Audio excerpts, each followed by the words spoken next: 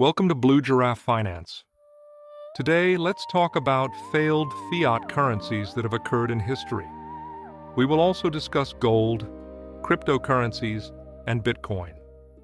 Everyone worries about assets declining in value. Most currencies that failed and became worthless did so because people lost confidence that the issuing government could keep prices stable, honor its debts, or maintain social and political order. Episodes from Weimar Germany to Zimbabwe, Yugoslavia, and Venezuela show the same pattern. Excessive money printing, fiscal collapse, war or revolution, and shattered trust, ending with old notes swept away and redenominations or outright abandonment. These stories reveal that currencies die not only from economics, but from politics, corruption, and broken institutions. Across modern history, most catastrophic currency failures share several recurring ingredients. These patterns turn an ordinary inflation problem into a full-blown collapse, where money ceases to function as a store of value, a unit of account, or even a medium of exchange. Key common factors include fiscal overload. Governments take on debts and promises they cannot sustainably finance, often due to war, welfare expansion, or falling revenues. Monetary financing. Central banks or treasuries solve fiscal gaps by printing money, eroding purchasing power, and fueling inflation that can accelerate into hyperinflation. Political and institutional breakdown. Corruption, coups, civil wars, and revolutions destroy credibility, encourage capital flight, and undermine tax collection, pushing authorities toward even more money printing. External shocks, loss of export revenue, commodity price collapses, or sanctions provoke balance of payments crises, currency devaluations, and sometimes sudden regime responses that worsen panic. Confidence spiral. Once households and firms stop trusting the currency, they rush into foreign money, hard assets, or barter. Prices get quoted in other units, and the national currency becomes effectively worthless. Though every story is specific, the script is similar. A long buildup of unsolved structural problems, a triggering crisis, a panicked policy response, and then a rapid, humiliating end for the old money. For example, take Weimar Germany's Papiermark. In the early 1920s, the Weimar Republic became the textbook example of currency destruction.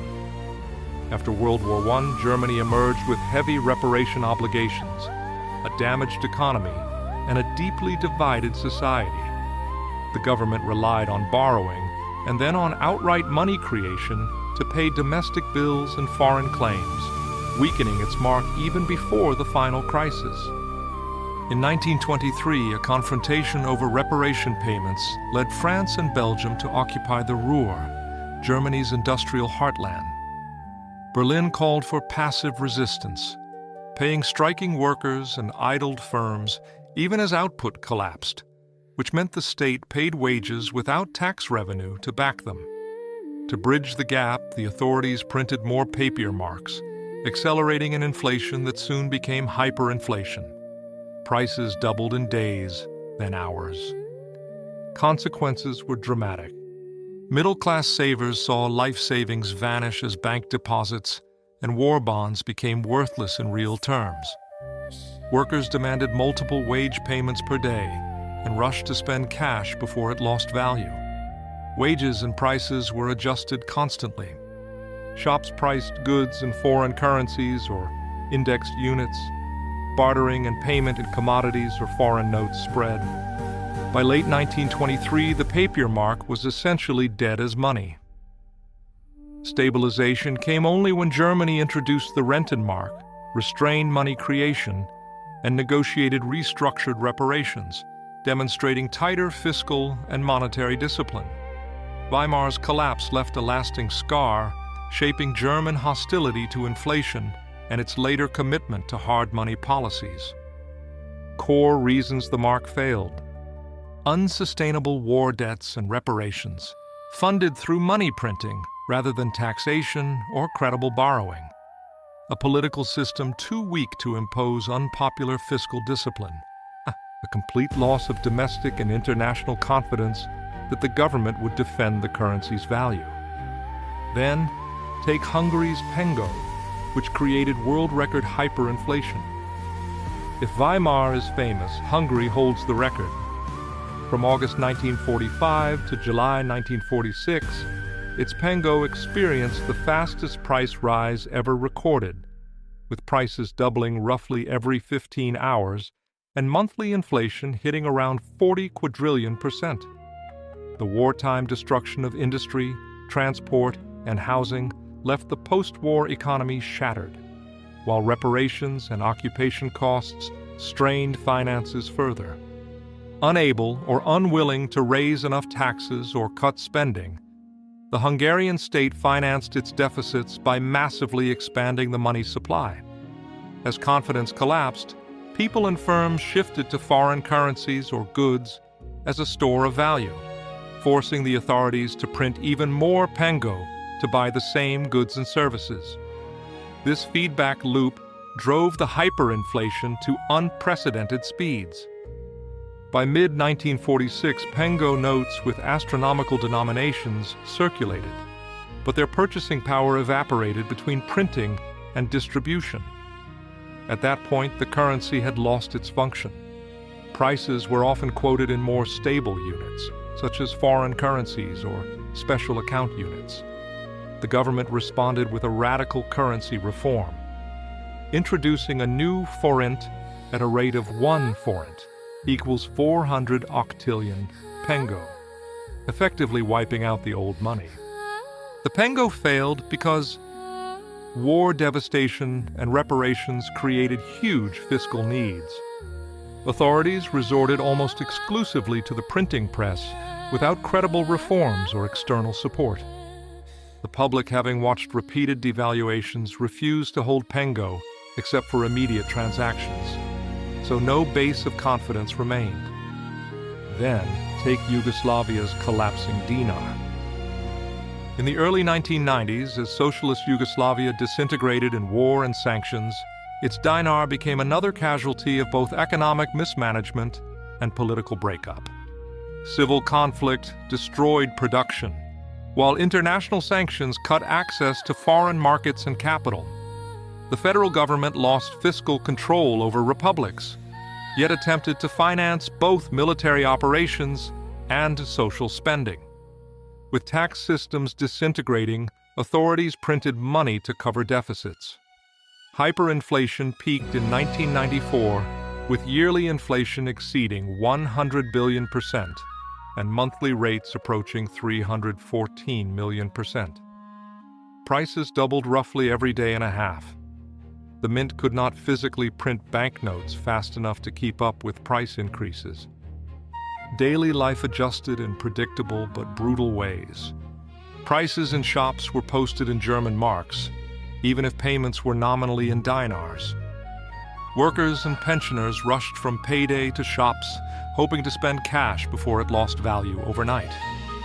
Cross-border smuggling and informal dollarization helped some survive, but deepened the dinar's irrelevance.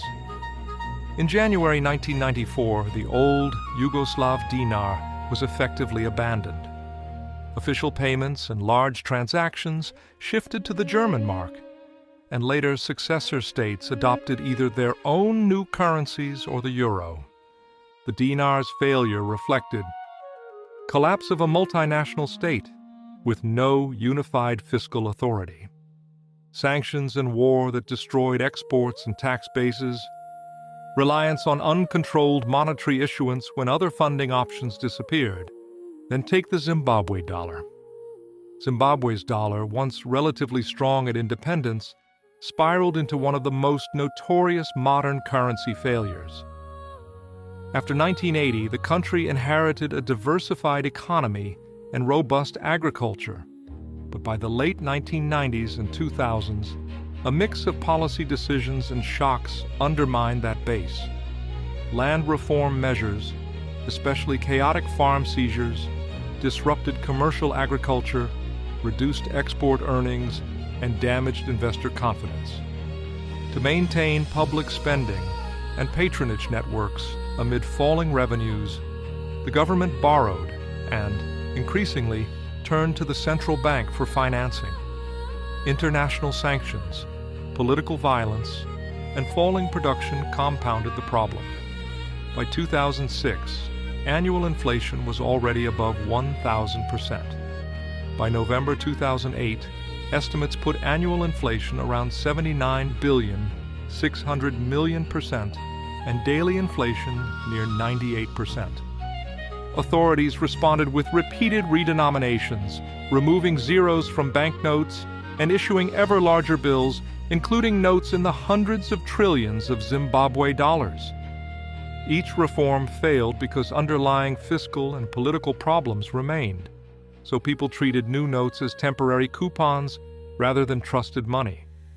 Savings in local currency were effectively wiped out, and citizens moved to US dollars, the South African rand, and other currencies for daily use. In 2009, the government suspended use of the Zimbabwe dollar, legalizing multiple foreign currencies instead. For a time, inflation stabilized under de facto dollarization. Later, authorities tried reintroducing local currency instruments, but trust has remained fragile, shaped by memories of the collapse. The Zimbabwean dollar failed because agricultural and industrial output collapsed while public spending obligations remained high. The state monetized deficits via massive money creation in an environment of falling real output.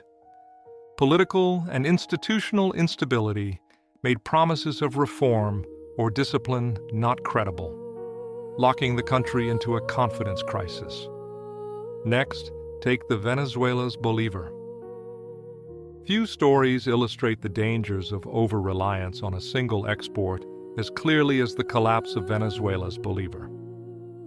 For decades, oil revenues financed generous social programs, subsidies, and a large public sector.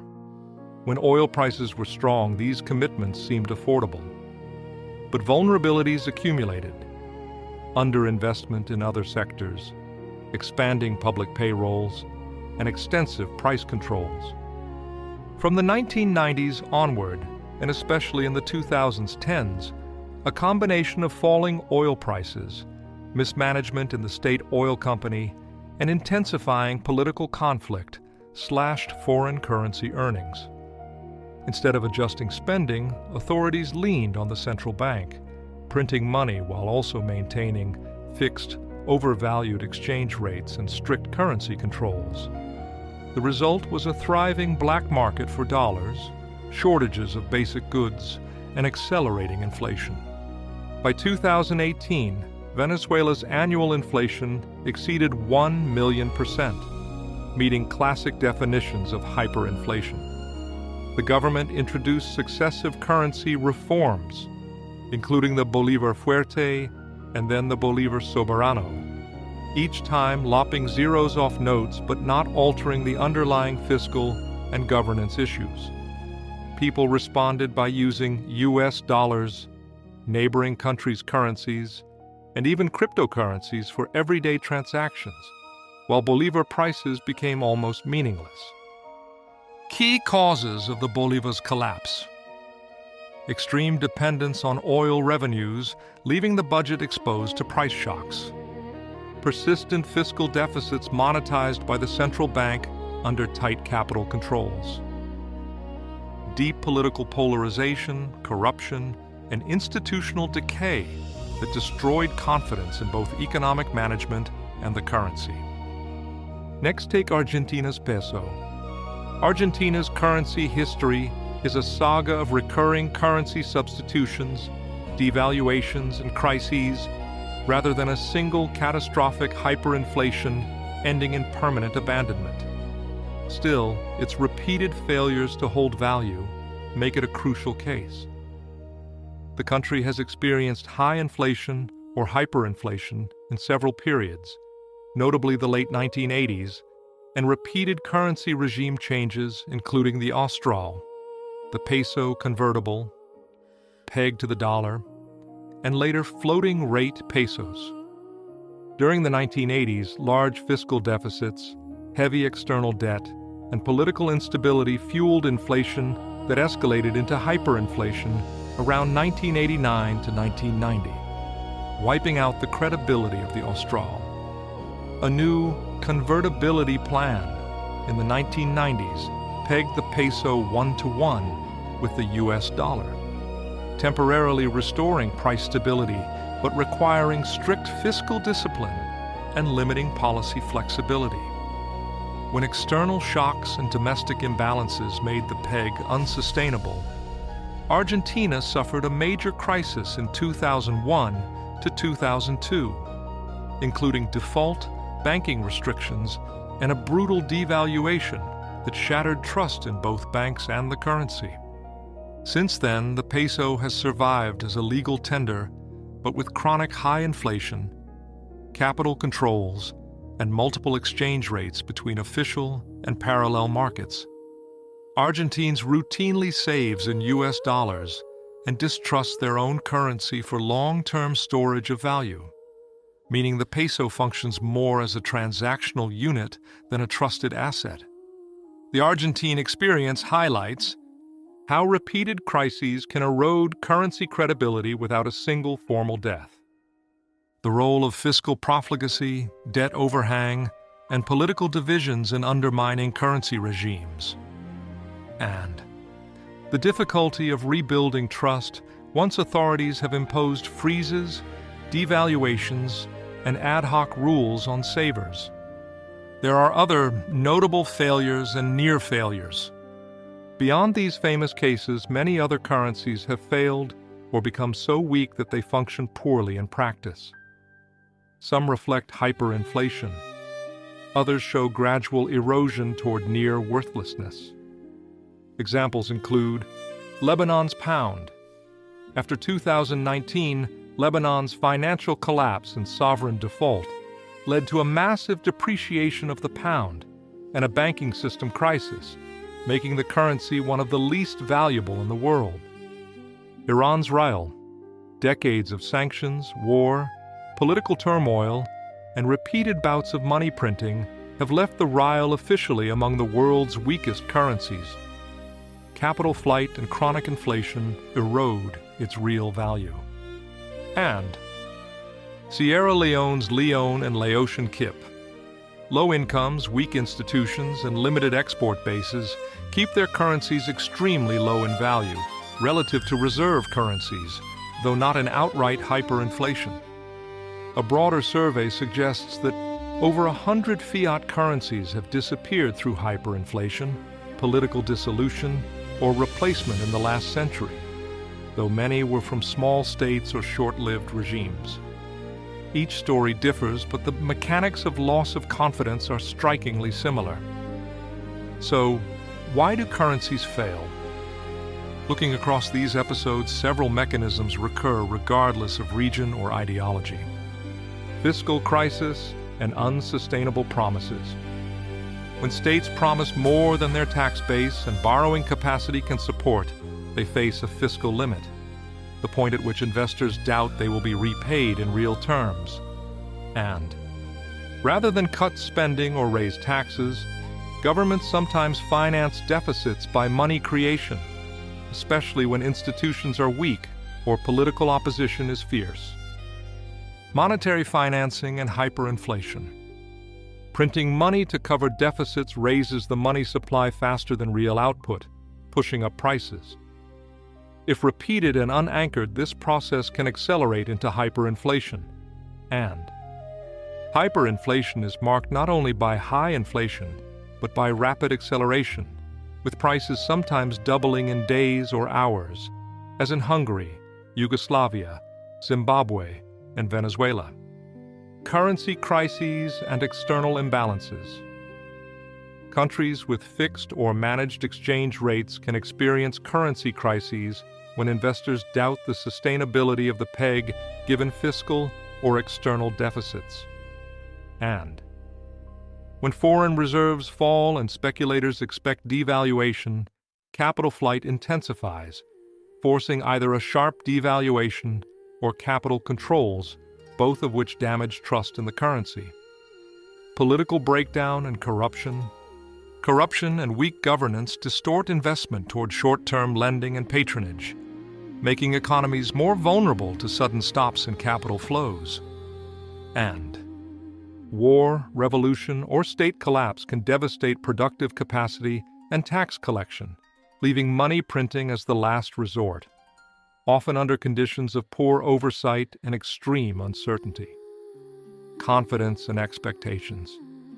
Money rests on trust, that others will accept it tomorrow and that its purchasing power will not collapse. And once people expect high future inflation, they rush to convert local currency into goods or foreign money, amplifying current inflation. This expectation-driven dynamic explains why some currencies collapse quickly after a tipping point. Ultimately, currencies fail not when their physical notes wear out, but when their social contract breaks down. The history of failed currencies offers practical lessons for citizens, investors, and policymakers. Countries cannot guarantee that their currency will never face stress, but they can greatly reduce the risk of total failure. Key lessons include: maintain credible fiscal discipline. Stable currencies usually belong to states that keep debt and deficits on a path perceived as sustainable, even when shocks hit. Sudden expansions of unfunded promises, especially during political crises or wars, raise doubts that often show up first in the currency. Protect central bank independence. When monetary authorities can resist pressure to finance deficits directly, they limit the risk of uncontrolled money creation. Strong legal frameworks and transparent inflation targeting help anchor expectations. Diversify the economic base. Economies overly reliant on a single commodity or sector, like oil in Venezuela, are more vulnerable to price swings that strain budgets and currencies. Encouraging varied exports and robust private sectors reduces that vulnerability. Build resilient institutions and rule of law. Corruption, weak courts, and politicized regulators drive away investment, reduce the tax base, and make crisis responses less credible. Countries with stronger institutions weather shocks with devaluation or adjustment, rather than outright currency collapse. Maintain adequate foreign reserves and prudent external debt. Sufficient reserves give governments room to defend exchange rates or manage transitions more smoothly, lessening panic. And communicate transparently in crises. Hidden data, sudden policy reversals, and arbitrary capital controls accelerate loss of trust. Transparent, rule-bound responses can stabilize expectations even under strain. For individuals and societies, the overarching lesson is that money is a fragile social technology. When states respect fiscal limits, guard monetary integrity, and uphold institutions, their currencies can survive wars, recessions, and political cycles. When those guardrails fall, even long-trusted money can, within a few terrifying months, become nothing more than printed paper. Gold and fiat currencies both function as money, but they rest on very different foundations of value, control, and risk. Fiat currencies depend on government decree and institutional credibility, while gold depends on physical scarcity and long-standing social acceptance as a store of wealth. Understanding this contrast helps explain why fiat systems periodically fail and why gold often reappears as a shadow currency in times of crisis. Now let's talk about what fiat money is. Fiat money is currency that has value mainly because a government declares it legal tender for paying debts and taxes, not because it is redeemable for a fixed amount of a commodity like gold. Under a fiat system, central banks control the quantity of money and can expand or contract it in response to economic conditions, crises, or political pressures. Key traits of fiat currencies: no intrinsic backing. A dollar, euro, or peso is not convertible into a fixed amount of gold or silver. Its value is based on confidence in the issuing state and its institutions. Flexible supply. Central banks can create money at will through lending, asset purchases, and other tools, which allows quick crisis response but also opens the door to inflation and, in extreme cases, hyperinflation. And legal tender power. Governments can require taxes and many debts to be paid in fiat money, sustaining demand even when confidence is under strain. In normal times, well-managed fiat systems deliver low, stable inflation and support large, complex financial markets. When mismanaged or combined with deep political and fiscal crises, they can produce the currency failures described earlier. So what is gold? Gold is a physical commodity with monetary properties that predate modern states. Its usefulness as money comes from its durability, divisibility, scarcity, and universal recognition rather than from legal tender laws. For centuries, many societies minted gold coins or tied their currencies to fixed gold quantities, creating various forms of gold standards. Key traits of gold. Intrinsic scarcity. The global supply grows slowly through mining, and no authority can create large new quantities at will. Physical durability and portability. Gold does not corrode, can be melted and reshaped, and is easy to transport relative to its value, supporting long-distance trade. And non-counterparty asset. Owning gold does not depend on the solvency of a bank or government. Its value does not vanish if an issuer defaults. Because of these features, gold has often preserved purchasing power over long periods, even as multiple fiat currencies have come and gone. However, gold prices can be volatile in the short term, and holding physical metal has storage and transaction costs. Historically, the gold standard linked national currencies to gold at fixed exchange rates, limiting how much money governments could create. From the late 19th century until the early 20th century, most advanced economies operated under some form of gold standard, with full convertibility into gold coins or bullion. What are the main differences between a gold standard and fiat system? Concerning money creation. Gold standard. Money supply is tied to gold reserves. Expansion is constrained by mining output and gold inflows. Fiat. Central banks can adjust the money supply flexibly, independent of gold holdings, using interest rates and balance sheet policies. Concerning inflation and stability. Gold standard. Long-run price levels tend to be more stable, with lower average inflation, but short-term price and output volatility can be higher. Fiat. Allows targeted low inflation, but history shows a tendency toward gradual devaluation over decades if policy is too loose. Concerning a crisis response. Gold standard. Constrains governments' ability to fight deep recessions or financial panics with aggressive monetary expansion. Fiat. Enables rapid liquidity support and quantitative easing in crises, reducing the risk of bank runs and depressions at the cost of potential long-term inflation. The classical gold standard broke down during World War I and the Great Depression, when countries suspended convertibility to finance war and fight deflation. The final link between major currencies and gold ended in the 1970s, and since then, the world has used pure fiat systems. Over long horizons, gold has generally preserved or increased its purchasing power relative to major fiat currencies, which usually lose value through inflation. For example, after the end of the Bretton Woods system in 1971, the US dollar's purchasing power, measured by the Consumer Price Index, fell sharply, while gold's price in dollars rose many-fold. Evidence from research and historical data show Gold as purchasing power anchor.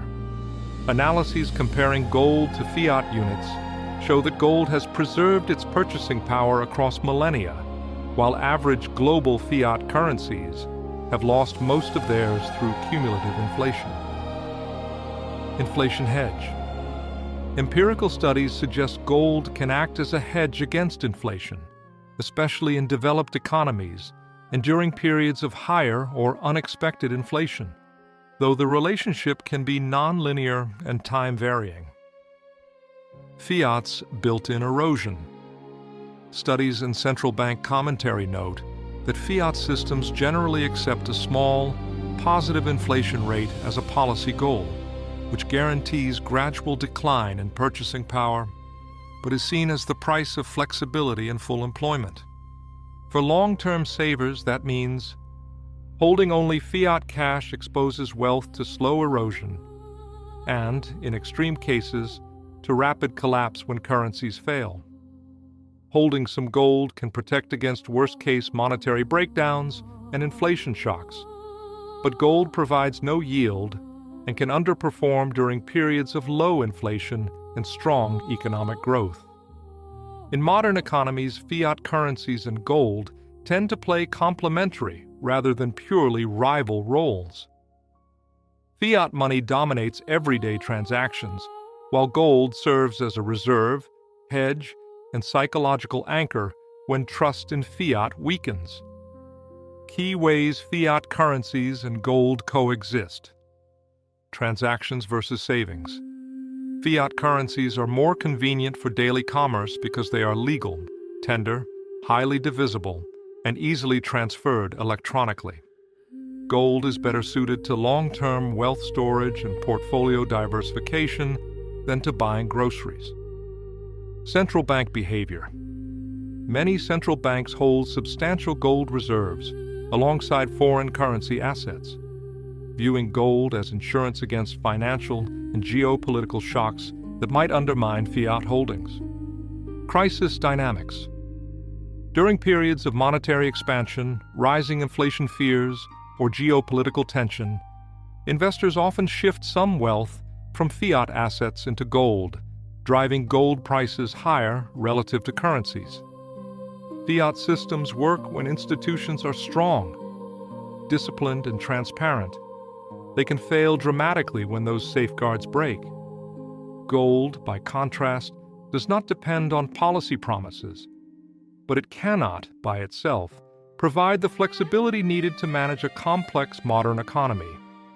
Thoughtful countries and investors blend both, using fiat for growth and daily life while keeping gold as a backstop against the rare but devastating failures of paper money. Let's talk about cryptocurrencies. Many cryptocurrencies have failed or vanished, often echoing the same themes seen in collapsing fiat currencies: overpromising, weak governance, fragile pegs, and sudden loss of trust. In just a few years, millions of tokens have appeared and disappeared, making dead coins a defining feature of the crypto landscape rather than an exception. Since the 2021 boom, more than half of all launched cryptocurrencies have already failed in the sense that they stopped trading, were abandoned, or effectively went to zero. One large survey estimates that of nearly 7 million tokens listed on a major trading terminal since 2021, about 3.7 million, roughly 52.7%, are now dead. Reasons for these disappearances include ill-conceived or joke projects that never built real usage or communities, rug pulls and scams where founders cashed out and vanished, tokens tied to failing exchanges, protocols, or unstable algorithmic designs. In this sense, the average small cryptocurrency has a failure rate that looks more like a speculative startup lottery than a stable form of money. Some of the most infamous crypto failures were not just bad ideas, but deliberate scams dressed up as innovative finance. Two standouts are BitConnect and OneCoin. BitConnect, BCC. Launched in 2016 with a lending platform, that promised fixed daily returns as high as 1% per day, far beyond any sustainable investment strategy. Investigators and regulators concluded that BitConnect's model was effectively a Ponzi scheme, paying old investors with new investors' money rather than real profits. In 2018, authorities shut the platform down. The token's price collapsed from the hundreds of dollars to near zero, wiping out billions in paper wealth. OneCoin, started around 2014, marketed aggressively as a revolutionary global cryptocurrency and Bitcoin killer.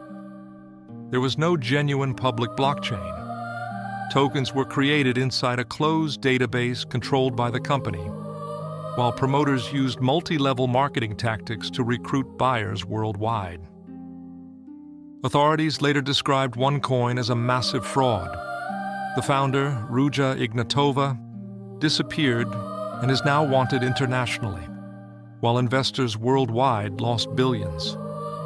These cases show how the absence of regulation, the mystique of blockchain, and aggressive marketing allowed classic Ponzi schemes to flourish under a crypto label. One of the most damaging technical failures in crypto history involved the algorithmic stablecoin Terra USD, UST, and its sister token, LUNA.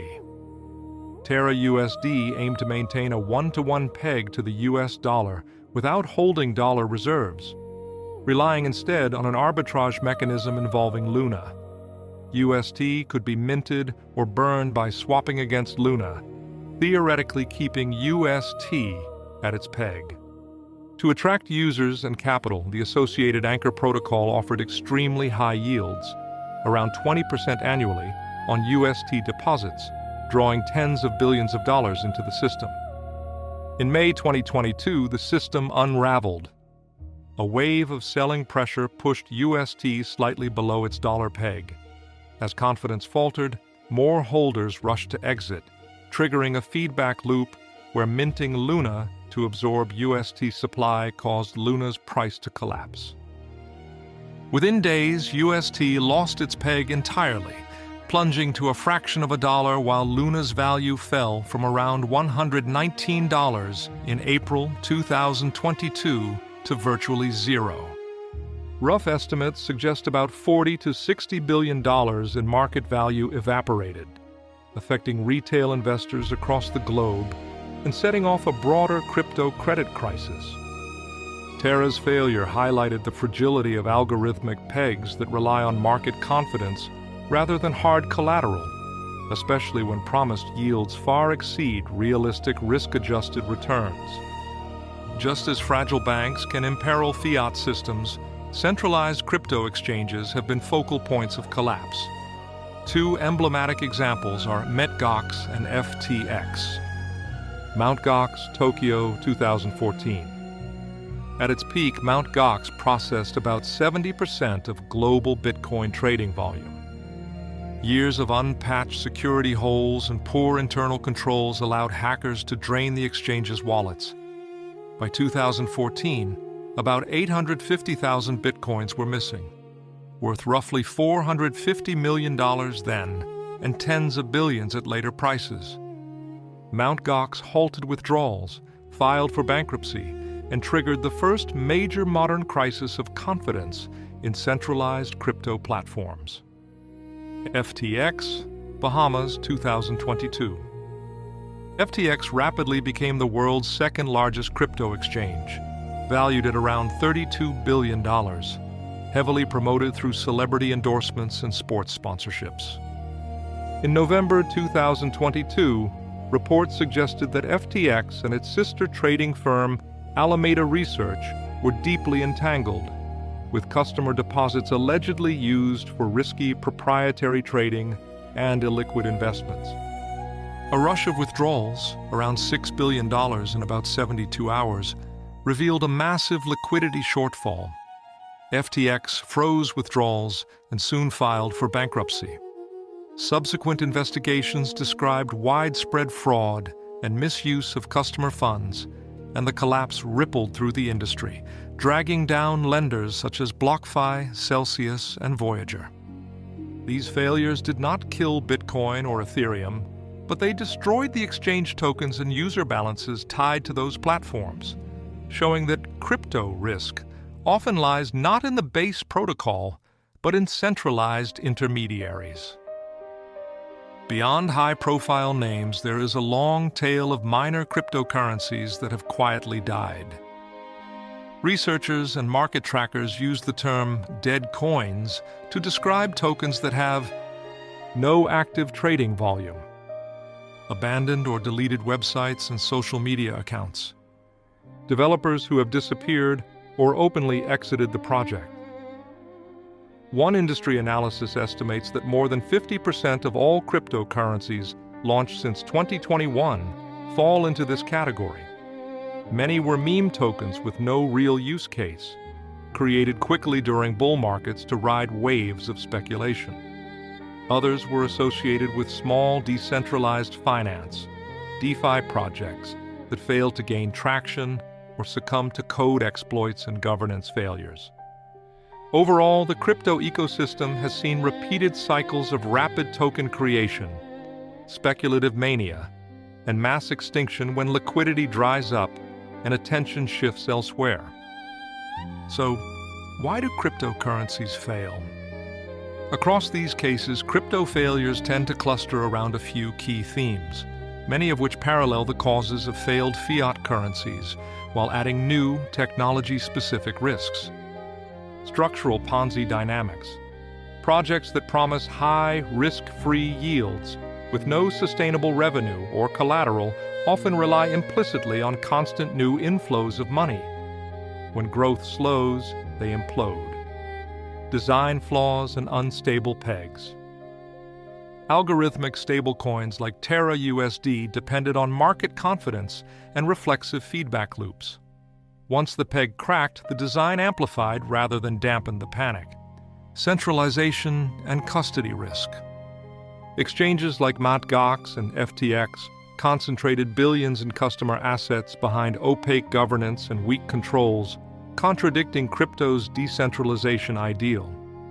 When they failed, users had no effective recourse. Security vulnerabilities. Hacks exploiting smart contract bugs, poor key management, or exchange security gaps have drained billions in value, killing many smaller tokens and platforms overnight. Regulatory arbitrage and weak oversight. Operating across borders and outside traditional regulation, some projects exploited legal gray zones with misleading marketing and inadequate disclosures that would never pass in regulated securities markets. Extreme volatility and bubble dynamics. Crypto markets have seen repeated bubbles where token prices surge and then crash 80% or more. Many low-quality projects never recover from these busts, leaving bags of worthless coins behind. So what are the lessons from failed cryptocurrencies? Failed cryptocurrencies provide a modern echo of past currency collapses, but with digital speed and global reach. Key takeaways include: speculation without substance is fragile. Many failed tokens had no clear utility or economic foundation, thriving only while prices rose. Once momentum broke, they vanished. Code and branding are not enough. Even technically sophisticated designs like Terra can fail catastrophically if economic incentives and risk management are flawed. Decentralization is only real if custody and governance are decentralized. Relying on centralized exchanges and custodians recreates the old banking risks without the same consumer protections. And investor protection and regulation matter. High rates of fraud, hacks, and platform failures in crypto have led regulators and consumer protection agencies to warn of significant risks and push for clearer rules. Failed cryptocurrencies show that technology cannot substitute for trust, transparency, and sound incentives. Whether paper, gold-backed, or digital, money that rests on unrealistic promises, opaque control, or weak institutions, is vulnerable to the same ultimate verdict: sudden, irreversible loss of value. So, could Bitcoin fail? Bitcoin could fail either through a collapse in market price and adoption, a critical technical or governance breakdown, or a coordinated regulatory squeeze that makes it practically unusable at scale. Because Bitcoin is now a multi-trillion-dollar global asset with growing institutional links, such a failure would not destroy the US or world economies, but it could trigger sharp market losses, localized financial stress, and a deep reevaluation of digital assets as a whole. Bitcoin's design avoids some failure modes of fiat currencies, but it faces its own risks. Market-driven collapse. Bitcoin's value depends entirely on collective belief it will remain scarce, secure, and in demand. If a critical mass of investors decide it is obsolete or inferior to alternatives, for example, newer protocols or central bank digital currencies, demand could dry up and price could crash towards zero. As more of Bitcoin's supply is held via leveraged products, ETFs, and derivatives, a severe price shock could be amplified by margin calls and forced liquidations, deepening the downturn. Technical or governance failure. A catastrophic bug, successful 51% attack, or long-term cryptographic break, for example, from future quantum computing advances if defenses lag, could undermine confidence in the network's immutability. Disputes over protocol changes, like block size wars, could, in an extreme scenario, fracture the community into incompatible chains, diluting value and trust. Regulatory and policy crackdown. Major economies could severely restrict or ban large-scale Bitcoin use in payments, banking, and investment products, citing financial stability, money laundering, or consumer protection concerns. Global regulators have already warned that widespread crypto use could undermine monetary sovereignty and exacerbate capital flow volatility. And they advocate strong regulatory frameworks. A coordinated tightening could crush mainstream access and liquidity. Any of these pathways would likely play out as a long decline, punctuated by sharp crashes rather than a single overnight disappearance. To gauge the impact of a Bitcoin failure, it helps to see where it sits in the global financial system. So, what is the scale of Bitcoin? As of late 2025, estimates place Bitcoin's market capitalization between roughly $1.8 and $2.5 trillion, making it one of the largest single financial assets in the world, behind gold and a handful of mega-cap tech companies. One analysis suggests Bitcoin represents under 1% of the world's money, but a non-trivial share of global wealth, roughly a few percent when compared with major asset classes. Is there growing institutionalization of Bitcoin? Institutional investors hold a sizable and rising share of Bitcoin through funds, spot and futures ETFs, and balance sheet positions, which increases the risk that Bitcoin shocks transmit into traditional markets. Research on digital assets notes that crypto-related activities have already contributed to stresses at some banks that concentrated on serving the sector, as seen in the 2023 failures of several U.S. banks with heavy crypto-linked deposits. Despite this growth, international bodies like the IMF, BIS, and FSB still judge that. So far, crypto asset markets are not fully systemic globally, though they warn that continued expansion could change that. In the United States, a severe Bitcoin failure would primarily hurt investors and certain financial institutions rather than the core functions of the dollar-based system. Still, the shock could be serious in several ways. Wealth losses and market sentiment. U.S. households, funds, and corporations with Bitcoin exposure through ETFs, direct holdings, or corporate treasuries would suffer large mark-to-market losses, potentially eroding consumer confidence and spending for a time. A collapse of a major, widely held asset can trigger risk-off behavior, with broader sell-offs in tech stocks, high-yield credit, and other speculative assets as investors deleverage. Financial stability pockets. Banks and broker-dealers with significant exposure, through lending to crypto firms, providing prime brokerage to large traders, or holding crypto-backed collateral, could face losses and liquidity pressures, though current guidance generally encourages limits on such exposures. Stress could emerge in parts of the shadow banking system, such as hedge funds or unregulated lenders heavily involved in Bitcoin derivatives. Rapid unwinds could transmit volatility to other markets through margin calls and collateral fire sales. Policy and regulatory response. A dramatic failure would likely accelerate efforts already underway in the U.S. to tighten regulation of digital asset markets, including stricter capital, custody, and disclosure requirements. The Federal Reserve and Treasury might need to address confidence issues if any regulated institutions were significantly impaired. But the dollar's role as legal tender and reserve currency would not be directly threatened by a Bitcoin price collapse. In short, for the U.S., a Bitcoin failure would look more like the bursting of a major speculative bubble, damaging but not existential, unless exposures had grown far beyond current monitored levels.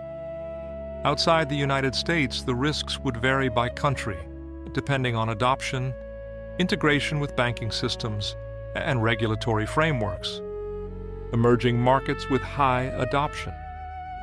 Some emerging and developing economies have seen strong retail and small business adoption of Bitcoin and other crypto assets as informal payment tools, savings channels, or escape valves from weak domestic currencies. A Bitcoin collapse could wipe out savings for households who used it as a substitute for unstable local money, intensify distrust in financial institutions, and possibly exacerbate capital flight dynamics if people scramble into dollars or other safe assets. Countries experimenting with legal tender status.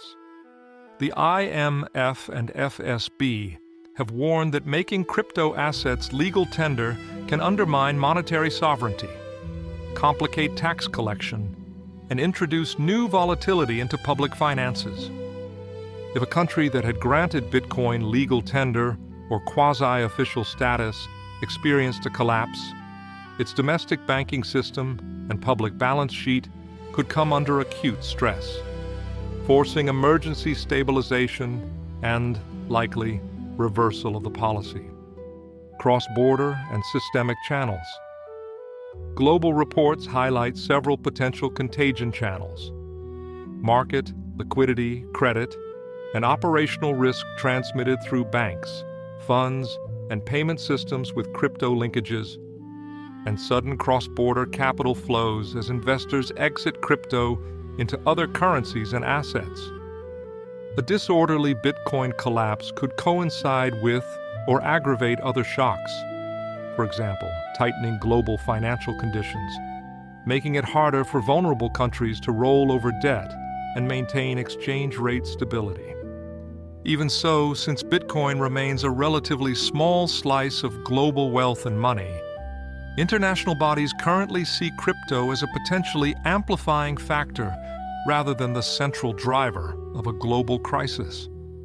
What would a Bitcoin failure mean for the future of money? A world in which Bitcoin failed dramatically would not revert to the status quo ante without consequences. It would change narratives around digital assets, central banks, and alternative monies. Credibility of crypto as digital gold. Bitcoin is often pitched as digital gold and a hedge against fiat debasement. A total or near total failure would undermine that story and likely shift attention toward other forms of safe assets, such as traditional gold or government bonds from trusted issuers. Regulation and central bank digital currencies, CBDCs. Policymakers might treat a collapse as proof that unregulated or lightly regulated private cryptos cannot safely underpin a monetary system, bolstering the case for state-issued digital currencies and tighter oversight of private tokens. Ongoing work on CBDCs already considers implications for financial stability and bank intermediation. A Bitcoin failure would likely accelerate these debates, pushing central banks to offer safer digital alternatives while constraining speculative crypto activity. Public attitudes toward risk and innovation. For a generation of investors, a Bitcoin crash could play a similar psychological role to the dot-com bust, not ending digital innovation, but making markets more skeptical of grand promises and more demanding of real cash flows and transparency. Bitcoin's possible failure illustrates a recurring theme. Any form of money, whether paper, metal, or code, ultimately stands or falls on trust, governance, and how deeply it is woven into real economic activity. A Bitcoin collapse would inflict real financial pain and policy challenges, but it would also serve as a global stress test of how much risk societies are willing to take when experimenting with the future of money. Thanks for watching. For more great videos, please subscribe to the Blue Giraffe Finance YouTube channel.